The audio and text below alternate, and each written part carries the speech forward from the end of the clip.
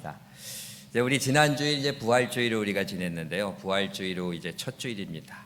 예수님의 이제 부활은요, 세상과 인생을 이제 리셋시키셨습니다. 이 컴퓨터가 사용하다 이제 바이러스가 먹고 뭐 이제 작동할 때 기능이 좀 이렇게 망가지고 그러면 이제 이게 리셋을 시킵니다, 프로그램을. 그러면 이제 초기 상태로 만들어집니다. 초기화. 처음에 이제 제품이 시제품이 되어서 그렇게 나왔을 때 그 기능 그대로 그렇게 이제 복구시켜 주는 게 이제 리셋이라고 그러잖아요. 하나님이 우리를 창조하신 이 세상과 인생이 너무나 아름답고 복됐는데 사람의 죄로 인해서 이제 깨어지고 상처난 그런 모습들을 이제 예수 그리스도의 십자가 그 부활로 완전히 복구시킵니다. 리셋시키시는 그러는 종을 허락하십니다. 이제 하나님께서 예수님의 부활로 이제 온전한 회복을 그렇게 이루어 주시고 우리에게 그것을 이제 누리고 나누라고 말씀을 하십니다. 오늘 본문은 이제 본문에서 하나님은 예언자 이사야를 통해서 그들의 이제 불순종의 죄로 인해서 징계를 받아서 바벨론에게 멸망당하고 예루살렘 깨지고 백성들은 이제 포로로 잡혀간 그런 암울한 상황 속에서 이제 해방과 회복을 이루어 주시겠다고 그렇게 당신께로 나오라고 그렇게 부르고 계십니다. 또한 이 말씀을 통해서 모든 만민들, 이 세상 모든 사람들에게 예수 그리스도를 통한 온전한 인생의 회복을 이루어 주시고자 이제 초대하고 계십니다. 하나님은요, 깨어진 세상 속에서 힘겨운 인생을 살아가는 우리들에게 당신께로 나오라고 초대합니다. 오호라, 너희 목마른 자들아, 물로 나오라. 너희 돈 없는 자들아, 너희는 와서 사 먹되 돈 없이 값 없이 포도주와 젖을 사라. 그렇게 우리에게 초대를 하십니다. 아무런 대가 없이 하나님께 나와서 힘든 인생에 필요한 것들을 영육간의 포도주와 젖을 그렇게 받으라고 초청을 하십니다. 그러니까 바벨론 상황 중에서 이렇게 나라가 멸망하고 지금 이제 우크라이나 전쟁을 이렇게 보게 되면 참 비참하잖아요. 그렇게 싸우다 그냥 나라가 망하고 그 러시아가 그냥 거기 지도자들을 끌고 가고 그냥 사람들 막 데리고 가고 그렇게 될 때 어떡하겠습니까? 얼마나 비참하겠어요. 우리가 상상을 해봐도 지금 전쟁 중에도 비참한데 만약에 패해서 그렇게 강대국에 패해서 그 나라가 초토화되고 그리고 지도자들과 백성들이 이제 끌려가서 어려운 상황을 당하고 있다 그러면 참 얼마나 힘들겠습니까? 이제 그러한 상황 중에서 당신께 나오라고 그렇게 초청을 하십니다. 또 우리의 삶도 얼마나 그렇게 목마르고 또 궁핍합니까? 여러 어려움들이 있습니다. 깨어짐과 아픔과 고통이 있는데 이런 우리들에게 이제 당신께로 나와서 치유받고 회복되라고 그렇게 말씀을 합니다. 참 우리들은요, 현상에 이제 묶여서 참 괴로워하고요. 거기다가 더욱 힘든 것은 지금 그나마 남아있는 것조차 더 망가지고 이제 잃어버릴까봐 그게 두려워합니다. 현재 어려움도 힘든데 참 앞으로 이제도 어떻게 될 것인가. 우리가 가치 있게 여기는 것들을 이제 잃어버릴지 모른다는 그냥 상실의 두려움 속에서 고통을 당하고 있습니다. 아이, 건강 이거 계속 나빠지면 어떡하나. 지금까지 쌓았던 내 평판과 자존심 다 그냥 잃어버리고 수치를 당하면 어떡하나. 이게 물질도 잃어버리고 이렇게 어려움 당하면 어떡하나. 자녀들의 삶이 지금 계속 어려워지는데 이거 진짜 어려워져가지고 나중에 이거 걷잡을 수 없게 되면 어떻게 되나. 이 가정도 막 힘들고 어려운데 뭐 여러 가지 것들을 이렇게 이제 잃어버릴까봐 그 상실의 두려움이 있습니다. Anxiety Opportunity라는 책에서 이제 커티스 창 목사라는 분의 이 사람들은 그러니까 미래에 일어날 수 있는 그런 이제 상실을 그렇게 미리 시나리오를 이렇게 쫙 짜면서 그렇게 두려워하고 있다고 하는 거예요. 근데 예수님은 마태복음 6장에서 무엇을 입을까 무엇을 먹을까 염려하지 말라 그렇게 말씀하셔서 앞으로 무엇을 먹을 것 떨어지면 어떡하나, 입을 거 다 잃어버리면 어떡하나, 그 상실의 두려움 미래에 붙잡혀서 살지 말고 내일 일은 내일 염려하고 한날의 괴로움은 그날 족하니라. 오늘 열심히 주님을 섬기기 위해서 하나님 나라 그 의를 위해서 살라고 이렇게 말씀하셨다고 그렇게 이야기를 합니다. 그러니까 불안은요, 일종의 이제 어떤 그 청사진 설계도와 같은 것이라고 합니다. 그러니까 건축 청사진은 이제 지을 건축물의 그 계획을 종이에다가 그렇게 이제 기록을 해놓은 건데요. 근데 이제 불안의 청사진은 이게 상실의 미래의 시나리오를 가지고 건강을 잃어버리면 어떡하나, 사람들과 관계에서 실패하면 어떡하나, 돈을 잃어버리면 어떡하나, 자녀들은 어떡하나, 그런 이제 최악의 시나리오를 내 마음속에 계속 이제 그려놓는 것이라고 그렇게 합니다. 그러니까 사람들은요 본능적으로 움츠러드는 겁니다. 그러니까 이제 확실한 미래 계획을 그렇게 찾기 위해서 그렇게 이제 뭐 가시적이고 또 좀 내가 보기에 안전해 보일 수 있는 상실을 그렇게 당하지 않게 하는 그러한 이제 청사진을 가지려고 하는 거죠. 이에 대해서 이제 2절이 말씀, 너희가 어찌하여 양식 아닌 것을 위하여 은을 달아주며 배부르게 하지 못할 것을 위하여 수고하느냐. 사실 인생의 진정한 안전과 진정한 가치와 충만함은요, 우리가 가시적으로 그렇게 추구하는 그런 것들로 해결될 수 없다고 하는 것을 말씀하는 겁니다. 그런데도 그런 거에 목을 매고 그렇게 애를 쓰느냐고, 그렇게 이제 안타까운 마음에서 말씀을 하는 거죠. 그게 바벨론으로 포로로 잡혀간 이스라엘 사람들도 그런 겁니다. 이 바벨론의 신이 더 강해서 하나님을 이겼나? 그렇게 생각하면서 바벨론의 우상을 섬기고, 그래도 내가 물질이 있어야지 이런 타국에서 살아남을 수 있지, 하나님보다는 물질을 더 의지하고 사람의 보호를 그렇게 추구하고, 이를 통해서 이제 자신의 어떤 안전감이나 가치나 충만함을 그렇게 채우려 하는데 그렇게 될 수 없다고 말씀을 하는 겁니다. 그리스도인들도요, 본능적으로, 인간의 본능적으로 더 안전하게, 더 확실하게, 더 가시적인 청사진을 하나님이 만들어 달라고 그렇게 이제 요구를 합니다. 내 자신이 지금 누리고 있는 것들을 잃어버리지 않게 해달라고, 상실하지 않는 그런 청사진, 확실한 걸 나한테 그렇게 약속해 달라고 하나님 앞에 요구를 한다고 하는 거죠. 그러나 하나님은요, 그러한 청사진보다는 당신을 주시기를 원합니다. 커티스 장 목사는요, 우리가 원하는 것들과 하나님과의 차이를 한 장의 청사진과 건축가의 차이로 그렇게 이야기를 합니다. 우리는 단순히 우리가 원하는 그런 청사진, 그냥 한 장 그렇게 만들어가지고 지금 당장 이때 요 필요하니까 비를 가리고 어려움을 그렇게 모면할 수 있게 해주는 어떤 그런 지붕이 있는 집을 하나 만들어 주십시오. 그 청사진 하나에 매달려가지고 그냥 울고불고 하는데, 우리에게 진짜 필요한 것은 영원히 우리를 안전하게 지켜주시고 모든 필요를 채워주실 수 있는 참된 건축가가 필요한 겁니다. 우리가 우리의 고통과 상실의 두려움을 방지할 수 있을 것 같은 청사진을 가지고 그냥 건축가의 방에 그냥 뛰어 들어가 가지고 다짜고짜 내 이 건축의 청사진대로 지금 만들어 주세요, 그렇게 이제 생떼를 쓰고 그렇게 한다고 해서 될 일이 아니라고 말씀을 하는 겁니다. 우리는 진정한 창조주요 건축가 대신 하나님께 나아가서 그분을 만나고 말씀을 듣고 그분과 대화하고 교제하면서 그분을 믿고 신뢰하면서 그분이 말씀을 통해 우리의 인생을 위해서 가장 온전하게 만들어주신 청사진을 받고 거기에 따라 살아야 됩니다. 그렇게 할 때 망가지고 깨진 우리의 삶이 회복되고 풍성한 삶을 누리게 됩니다. 내게 듣고 들을지어다 그리하면 너희가 좋은 것을 먹을 것이고 너희 자신들이 기름진 것으로 즐거움을 얻으리라. 결국은 주님의 말씀으로 회복되고 풍성한 삶을 누릴 것을 말씀을 해주신 거죠. 하나님은 우리에게요, 이러한 은혜를 누리라고, 다른 것보다 이러한 은혜를 누리라고 우리에게 초대하십니다. 너희는 귀를 기울이고 내게로 나와 들으라. 그리하면 너희의 영혼이 살리라. 내가 너희를 위하여 영원한 언약을 맺으리니 곧 다윗에게 허락하신 확실한 은혜이니라.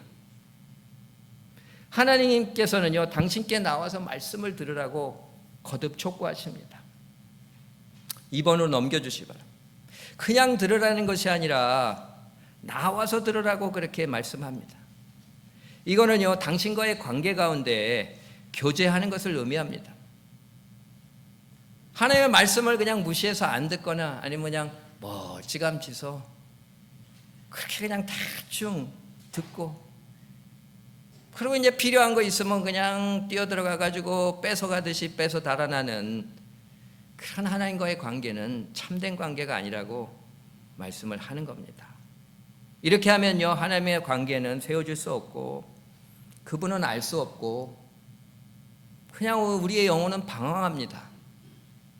우리의 영혼은요, 병들게 돼 있습니다. 교회 생활 굉장히 오래 했는데도 하나님과의 관계가 세워지지 않고 그냥 계속 교회만 왔다 갔다 하면 우리의 영혼이 건강해질 수 없습니다. 우리 하나님께 나아가서 그분의 임재 안에서 말씀을 듣고 그분과의 관계를 세워가 나가야 됩니다. 우리가요, 이 세상의 사람들과의 관계 가운데서 얼마나 상처받고 깨어진지 모릅니다. 이 세상은요, 용납해 주질 않습니다. 사람들이 그냥 얼마나 그렇게 험한 말을 하고 그렇게 험한 행동을 하는지 큰 상처와 아픔을 그렇게 당합니다. 이러한 상처와 고통은요, 우리가 돈을 번다고, 명예를 얻는다고, 성공한다고, 내 주변에 사람들이 있다고 해서 그렇게 해결되는 게 아닙니다. 오로지 무조건 사랑과 긍휼로 품어주시고 용납해 주시는 하나님과의 진정한 관계 가운데서 치유와 회복이 일어나게 됩니다. 너희 영혼이 살아나게 된다고 이렇게 말씀하고 있습니다. 하나님은요, 당신의 독생자를 우리에게 내어주셨어요. 우리가 아직 죄인 되었을 때에 우리를 용납해 주셨습니다.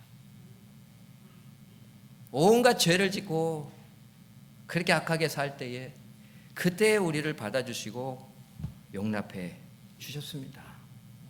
영원한 언약, 다윗에게 허락한 확실한 은혜라고 하는 것은 다윗이 예수 그리스도를 예표하는 인물이잖아요. 이를 통해서 이사야는 예수 그리스도를 통해서 하나님의 구원의 약속, 그 십자가 언약을 이야기하고 있는 겁니다. 우리 영혼이요, 얼마나 눌려 있는지 모릅니다. 병들어 있는지 모릅니다.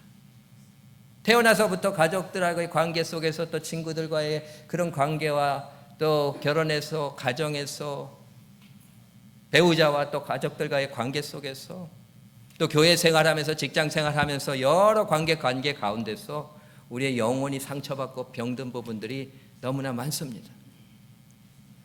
어떤 분은 이제 학대받다가 버려진 개를 그렇게 데려다가 키웠는데 처음에는 개가 그냥 얼마나 이렇게 불안해하고 두려워하는지 뛰지도 않고 짖지도 않고 눈치만 보고 있는데 얼마나 불쌍한지 얼마나 학대를 받았으면 저렇게 개가 눈치를 보고 저럴까.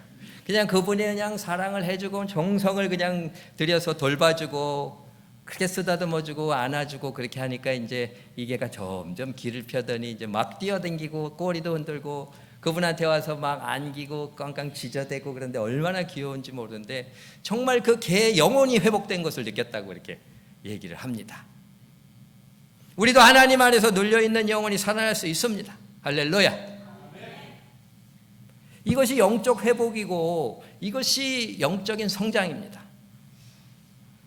상실의 두려움이 없는 미래 청사진을 원하는 것에서 창조주여 진정한 건축가이신 하나님을 원하는 것이 진정한 영적 성장입니다. 영적 성장의 증거는 점점 하나님을 원하게 되는 겁니다. 그리고 다른 것들은 부산물로 생각하게 되는 겁니다. 이 사람들은요, 참 어려서부터 자기 주변의 사람들을 통해서 비추어진 거울을 통해서 그 자기의 자아상을 형성해서 살게 된다고 심리학자들은 이야기합니다. 그런데 가정에서요, 부모님, 형제들이 이제 사랑과 인정과 칭찬과 축복을 그렇게 많이 해준 그런 집안에서 자란 아이는 이 자신의 자아상을 그냥 건강하게 가지고 행복하게 살게 됩니다. 그런데 비난과 무시와 그 정죄하는 가족들과 살아간 아이들은요, 그런 가족들이 비추는 그 거울에 반영된 자아상을 가지고 그 불행하게 살아가게 된다. 어떤 상담 사례에서요, 한 내담자는 항상 자신이 어디 가서든지 어울리지 못하고 적합하지 못하다는 계속적인 두려움과 열등감으로 그렇게 고통받고 있다고 그렇게 이제 고백을 했는데 그 얘기를 들어보니까 그의 아버지로부터 어렸을 때 사랑과 관심을 받지 못했고 그 아버지가 비추어진 부정적인 거울을 통해서 자기를 계속 비춰봤다는 거예요. 아버지는 그냥 자신은 중요한 일을 하느라고 바쁘다고 하면서 아들에게 무관심하게 대하면서 은연중에 너는 내가 시간을 낼 만큼 중요한 존재가 아니야. 내게는 더 중요한 일들이 많아. 그런 메시지를 전했다고 하는 거죠. 아버지한테 그렇게 무관심 받고 살고, 또 어머니는 또 아들을 위한다고 하면서 그냥 기대감 가지고 키운다고 하면서 그냥 몰아대고 능력 있는 누나와 그냥 비교를 했다고 하는 거죠. 결국은 아버지의 무관심과 어머니의 그 비교의 거울이 그러냐 아주 고통스러운 그런 열등감 패배자의 자아상을 갖게 하고 영혼이 병든 그 비참한 삶을 그렇게 살아가게 됐다고 그렇게 얘기를 하는 거죠. 이러한 문제는요, 물질 명예 성공을 얻고 사람들을 얻어도 이게 해결될 수 있는 문제가 아닙니다. 오로지 예수님을 통해서 해결될 문제임을 믿으시길 바랍니다. 예수님의 거울이 필요합니다. 자꾸 사람들이 비추어주는 거울로, 너는 이게 삐뚤어졌어, 너는 이게 잘못됐어, 너는 왜 이것만 조금을 더 하면 좋을걸, 왜 그렇게 잘 못해, 거울을 계속 비춰주면서 너 삐뚤어진 거 좀 봐봐. 맨날 그냥 집에서 그러고 나와서 그러고 여기저기서 그냥 그런 왜곡된 거울 자꾸 비춰주고 자기는 그걸 바라보면서 힘들게 사는데, 아무 조건 없이 받아주시고 용납하시는 예수님이 필요합니다. 그분 안으로 깊이 들어가야 되고요, 그분의 사랑과 인정의 말씀을 들어야 됩니다. 내가 너를 사랑한다, 너는 괜찮은 사람이야, 너는 내가 기뻐하는 자다. 예수님 안으로 들어가서 그 품에 안겨서 예수님의 사랑과 인정의 말씀을 듣고 또 들어야 됩니다. 이제 사람들이 자꾸 비추어주는 그 거울로 나를 바라보면서 왜곡된 판단하면서 살지 마시길 바랍니다. 하나님의 말씀을 통해서 내게 비추어주는 그 사랑과 인정의 거울을 통해서 나를 비춰보고 내 자아상이 주님 안에서 온전히 회복되어지는 체험을 하게 되기를 주님의 이름으로 축원합니다. 영적 회복과 성장은 이게 내적인 것이지만 또 굉장히 실제적인 겁니다. 이게 삶이 변하는 게 영적 성장입니다. 예수님 안에서 새로운 피조물로 변화되는 것이 영적인 회복이고 영적인 성장입니다. 다른 사람들의 그런 지적과 비판과 판단 속에 괴로워하면서 왜곡된 자아상을 가지고 열등감과 불행함 속에 빠져 지내는 그 모습들이 예수님 안에서 말씀을 듣고 회복되어져서 나는 정말 괜찮은 사람이고 나는 사랑받는 사람이고 나는 존귀한 자라고 회복되어지는 것이 영적 성장의 기본입니다. 그 체험을 하게 되기를 주님의 이름으로 축원합니다. 보라, 내가 그를 만민의 증언으로 세우고 만민의 인도자와 명령자로 삼았나니 보라, 내가 알지 못하는 나를 내가 부를 것이며. 이것은 바로 예수님이 오셔서 만민을 구원하며 열방을 하나님께 돌릴 것이라고 선포하는 겁니다. 예수님이 온 세상의 모든 만민의 구원자요, 세상과 인생을 리셋하시는 분이십니다. 이런 예수님의 회복의 구원을 체험한 자들로서 이제 우리들은 나아가서 이러한 은혜를 전하는 소명이 있습니다.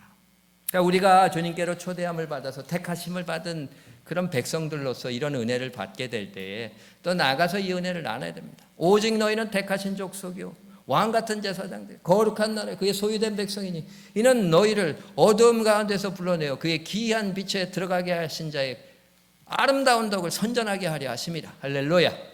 우리 받아 누리고 또 그것을 나누라고 우리를 부르셨다고 그렇게 분명히 말씀하고 있습니다.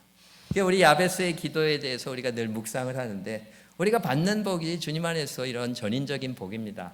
영혼이 살아나고 정신이 회복되며 육체가 건전해지고 관계가 풍성해지며 참 모든 면에서 전인적으로 회복되는 복을 누리고 그것을 많은 사람들에게 나누어주는 그런 사명을 우리가 감당해야 된다고 말씀을 하는 겁니다.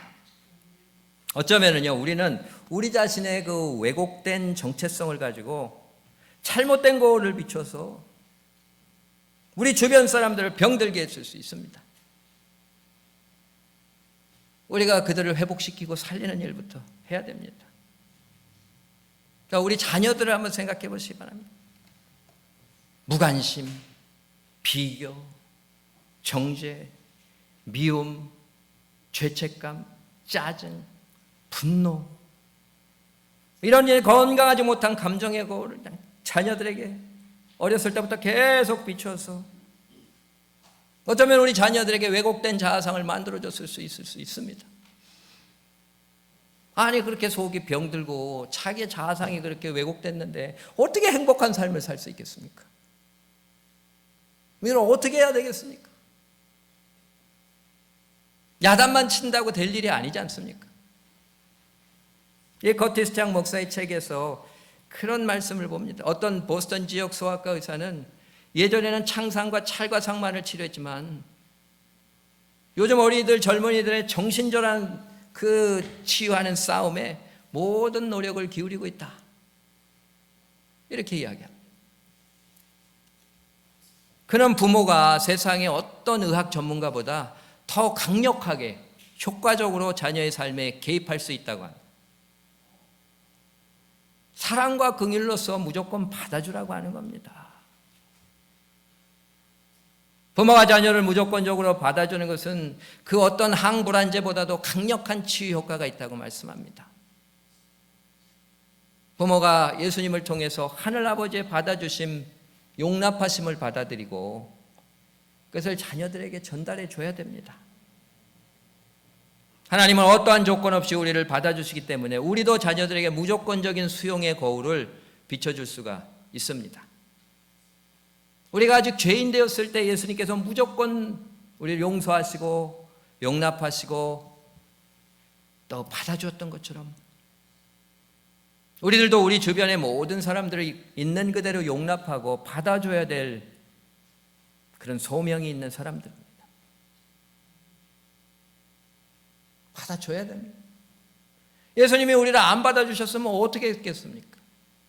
우리가 죄인이라고 너는 더러워, 너는 주하고 너는 죄졌기 때문에 내가 너를 위해서 죽어줄 수는 없고 너는 받아들여질 수 없는 존재야. 세상에서도 버림받고 예수님도 버리셨다면 우리는 어떤 인생이 됐겠습니까? 그러나 예수님은 조건 없이 무조건적으로 우리를 받아주셨습니다. 우리가 아직 죄인 되었을 때 우리를 위하여 찔리시고 우리를 위하여 채찍을 맞으시고 우리를 위하여 징계를 받으시고 우리를 살려주셨습니다. 받은 바 은총과 축복은 사명입니다. 세상에 나가서 다른 사람들을 예수님이 나를 받아주었던 것처럼 용납하고 받아줘야 됩니다. 배우자들, 형제들, 교회 교우들, 친구 동료들 그들 용납하는 그리스도인들이 되어야 됩니다. 사랑과 긍휼로 품어주고 용납해줘야 됩니다. 삶이 회복되고 영혼이 살아난 역사를 이루도록 우리가 돕는 사명 감당해야 합니다. 그곳에 예수가 증거되어지고 복음의 씨앗이 뿌려지며 열매가 맺히게 되고 하나님 영광 받으시는 역사가 나타나게 되는 줄 믿습니다. 예수님이 부활하셔서 베드로 찾아오셔서 그러시잖아요. 내가 진실로 진실로 내게 이르노니 내가 젊어서는 스스로 띠뛰고 원하는 곳으로 다녔어요. 늙어서는 내 팔을 벌리니 남이 내게 띠뛰고 내가 원치 않는 곳으로 데려가리라. 이 말씀을 하시면 베드로가 어떠한 죽음으로 하나님께 영광 돌릴 것을 일컬음이시더라. 이 말씀을 하시고 베드로에게 나를 따르라 하시니라. 젊어서는 영적으로 그렇게 성숙하지 못했을 때는 자기가 띠뛰고 그렇게 판단하고 결정하고 정죄하고 가정에서 그렇게 하고 그런 여러 곳에서 그렇게 했는데 그것은 결국은 고통과 실패뿐이었습니다. 그러나 그 실패 후에 주님의 회복을 받고 그리고 이제 성령 받아 새롭게 살게 될 때는 팔 벌리고 다른 사람들이 하는 대로 다 용납해 주고 자녀와 배우자와 가족들과 교우들과 사람들의 모습 속에서 사랑하는 모습을 발견하며 축복하고 칭찬하고 용납하고 함께하는 그런 삶을 살아서 하나님께 영광 돌릴 것을 그렇게 말씀을 하시는 거죠. 예수님은요 환난과 고통이 가득한 인생살이 가운데서 우리를 부르십니다. 우리를 초대하십니다. 이제 신앙생활은요 우리가 필요한 것 얻는 것 장래 상실의 두려움에서 벗어나는 것 이상입니다. 지식적으로 인간적으로 우리에게 채워서 갈 수 있는 그 한계는 우리가 분명히 고백할 수밖에 없는 거 아니겠습니까? 영원히 살아나는 것. 깨어지고 상처난 내 자신의 온 존재를 온전히 회복하는 겁니다. 목마르고 굶주린 영혼이 풍성하게 채워지는 게 진짜 문제입니다. 예수님이 채워주신다고 약속하시고 우리를 부르십니다. 우리가 정말 필요한 게 기도 응답입니까? 우리가 당장 필요한 정사진을 가지고 건축가에게 가서 이 건축을 해대고 그것을 통해서 지금 누리는 게 가장 필요한 우리의 문제입니까? 우리에게 정말 필요한 거는요, 기도 응답보다 먼저 예수님 그분이십니다. 사람이요, 시험 들고 실족할 때 두 경우가 있답니다. 주로 첫 번째가 영적으로 게을르면 시험 들고 실족합니다. 두 번째는 참 특이하게 기도 응답 받을 때 시험을 많이 받는답니다. 기도 응답 받는 게 끝이 아닙니다. 또 새로운 문제들이 또 일어나게 되고 또 무너지고 또 쓰러지고, 그러한 악순환이 예수님이 없는 종교인에게는 지속적으로 일어나게 된다고 하는 사실을 우리가 고백할 수밖에 없습니다. 예수님과 관계하며 그분의 임재 가운데 진정으로 들어가 지내지 않으면 목마름과 배고픔이 끊임이 없습니다. 불안정하고 흔들립니다. 그러나 날마다 주님 초대에 응해서 그분께 나아가서 말씀을 듣는 변화가 일어납니다. 근데요, 듣다라고 하는 말이 히브리 말에서는 샤마입니다. 샤마. 명령형으로 하면 이제 쉐마죠. 들으라. 그런데 이제 듣다, 내가 이제 능동형으로 듣다는 샤마입니다. 샤마는 순종하다. 그러니까 주님의 말씀을 즐거워해서 그 말씀을 묵상하고 듣고 주님 안에서 진지하게 그 말씀을 듣고 묵상하고 그 말씀대로 순종하며 살게 될 때에 이러한 영혼의 치유가 일어나게 된다고 그렇게 이제 말씀을 합니다. 그래서 우리가 주님 안에서 주님이 거울로 비춰주시는 치유의 광선을 받고 우리의 자아상이 치유되고 변화되는 그 체험을 하게 될 때에 우리는 또한 다른 사람들을 사랑하고 인정하고 용서하고 축복하는 거울로 비춰줘야 됩니다. 그래서 그들을 주님께 인도하며 진정한 치유와 회복, 살아남의 역사를 일으키도록 그렇게 돕는 사명을 감당을 해야 됩니다. 요셉이 그렇잖아요. 요셉이 그냥 형들에게 팔렸는데 그 어린 나이에 그냥 노예로 팔렸으니 얼마나 고통스럽습니까? 그런데 그 원망만 하고 그냥 그렇게 나쁜 생각만 가지고 산 게 아니라 말씀 위에 살았습니다. 요셉은 무성한 가지, 샘 곁에 심은 무성한 가지라 그 가지가 담을 넘었도다. 창세기 49장 22절에 그렇게 말씀합니다. 요셉은요, 그렇게 어려운 상황 속에서도 무성한 가지로 성장해가. 왜냐하면 말씀의 샘에 하나님께 뿌리를 두고 살았기 때문에 그렇습니다. 분노와 원한과 억울함과 미움과 그 부정적인 생각 속에 뿌리를 두고 산 것이 아니라 하나님의 말씀에 뿌리를 두고 살았기 때문에 무성한 가지가 되고 고난의 담을 넘어서 오히려 가지를 들여서 다른 사람들에게 그늘을 주고 열매 맺는 그런 인생이 되었다고 하는 거죠. 그게 말씀이요, 지속적으로 이렇게 요셉을 하나님의 말씀으로 비춰주니까 건강하고 강인한 사람으로 살아가게 되고, 그리고 자기 형제들에게 그런 하나님의 사랑과 용서의 거울을 비춰주게 됩니다. 종리가 돼서 형제들을 만났을 때 그렇게 형제들이 그냥 두려워하고 막 살려달라고 그러니까 그러잖아요. 당신들이 나를 이곳에 팔았으므로 두려워하지 마소서, 환탄하지 마소서, 하나님의 생명을 구원하시려고 나를 당신들 앞서 이곳에 보내셨나이다. 할렐루야. 이런 해석을 하면서 그 사랑과 용서의 거울을 형제들에게 비춰줘서 그를 살리는 그런 역사를 이루는 것을 보게 됩니다. 우리도 이런 삶을 좀 살게 되기를 바랍니다. 이 내 힘으로 능으로 되는 게 아닙니다. 주님 부르신 맨날 부르신데 날마다 주님께로 들어가서 그 말씀을 듣고 묵상하고 순종하면서 내 영혼이 살아나게 되고 영적으로 성장하는 그 과정을 우리가 지속적으로 이루어가야 될 줄 믿습니다. 그렇게 해나가면서 주님의 거울로 우리를 비춰주시고 우리의 그런 존재를 리셋해 주셔서 우리의 자아상이 주님께서 우리에게 원래 주셨던 순진하고 사랑하고 그렇게 좋은 자아상, 그 정체성을 갖게 되고 하나님의 형상을 회복해서 살게 되고 그 형상을 다른 사람들에게 비추어줘서 그들도 인생을 리셋하고 주님 안에 새로운 삶을 회복하고 누리게 해주는 사명을 감당하게 되는 저와 여러분들이 다 될 수 있기를 주님의 이름으로 축원합니다. 기도하시겠습니다. 사랑의 하나님, 주님이 우리를 날마다 부르시는데 그 부르심에 응답해서 주님께 나아가 그 임재 가운데 깊이 들어가서 말씀을 듣고 묵상하고 순종하는 삶을 우리가 살아갈 수 있도록 인도하여 주시옵소서. 지속적으로 그렇게 해나가는 가운데 주님께서 우리의 존재를 바꾸시며 우리의 자아상을 리셋해 주셔서 이제 원래 창조하신 대로 건강하고 행복한 그런 하나님의 형상이 우리 안에 회복되게 되고 이 형상으로 다른 사람들을 섬기며 그들에게도 인정과 사랑과 용서의 거울을 비춰주어서 주님 안에서 회복되는 귀한 은총을 누리도록 하는 사명을 감당해 나갈 수 있도록 축복하여 주시옵소서. 주님께서 온전히 이루어 주시고 인도하실 줄 믿고 감사드리며 이 모든 말씀 우리의 삶을 리셋하셔서 새롭게 회복시켜 주시는 부활의 주님 이름으로 기도드렸습니다. 아멘.